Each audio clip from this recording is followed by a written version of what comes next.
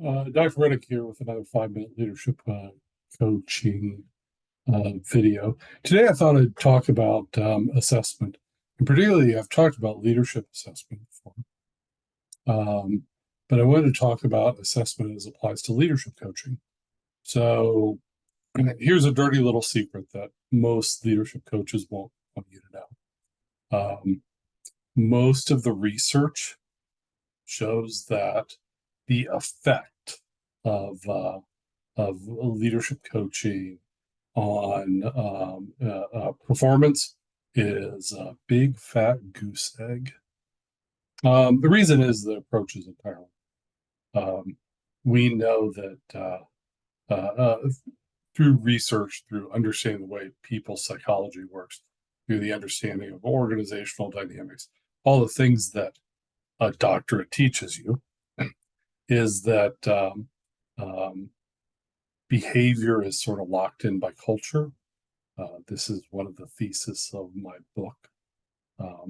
Behavior is locked in by culture, and people go off to some leadership coaching event, or they read some book, they go to some webinar or seminar, one-time thing, and they come back with all these great ideas, and then they try to integrate that into the existing culture, and it fails. It inevitably fails.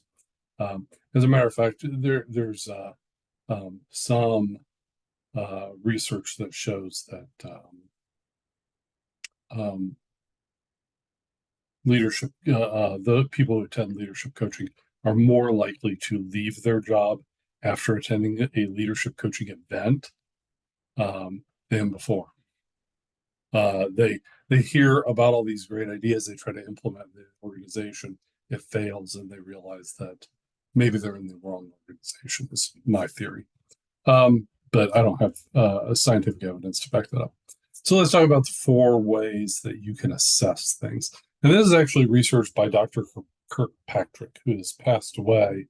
However, his son and daughter-in-law have taken that over, and so doctors Kirkpatrick and Kirkpatrick now continue to advance Kirkpatrick's original leadership thesis, or pardon me, evaluation thesis. So Donald Kirkpatrick came up with 4 layers of evaluation. The first layer is reaction. What's my initial reaction to whatever I'm exposed to? And that tends to be very, very positive. And it's very easy to gauge. As a matter of fact, if you bring a leadership coach into your organization, he gets up there and, does his dog and pony show, or her dog and pony show. And then they'll assess the people at the end of the conference and say, hey, what'd you think? The reason they do that is, 1, it's very, very easy to get those responses. 2, they're overwhelmingly positive. So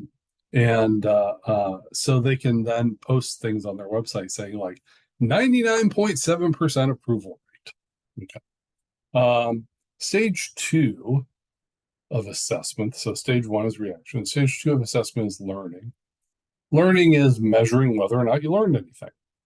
It requires a pre and post test of what did you know beforehand? Did you learn anything during this? And most leadership events, right, where you go somewhere, or a book or something, don't address that either. Because so they never make it past stage 1. Stage 2 is learning. And so, did you learn anything? There you go. So that's whether or not the training was effective. If the reaction was positive and you learned something, Kirkpatrick said, therefore, the training was effective. But the training effectiveness, it happens in stage 3 and stage 4. So stage 3 is, do you change your behavior as a result of the leadership training or coaching that you've received? And that's what at Synoptis we call operationalizing leadership development. taking it from here to operationalizing it, turning it into something that changes behavior in an organization. That's really hard. If you're only at a location for a week or a day, or you read a book, measuring the operational behavioral changes in an organization's impossible. It's impossible. But leadership coaches love that, because if they don't measure the operations, they can't be, if they don't measure the behavioral changes, they can't be held accountable for it. They've already cashed their check. They're on their way. Stage 4 is results. Are you able to show results as an outcome of your training? And that's really hard.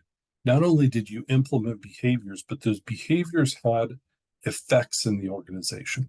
And when you measure that, when you measure the stage 4 leadership coaching, it doesn't. Most leadership coaches are completely ineffective. It's one of the reasons that Synopsys, we approach things a little differently. We do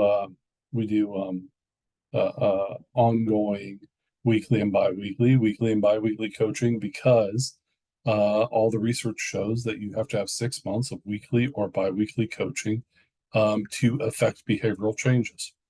And then I tend to do minimum 6-month contracts. I tend to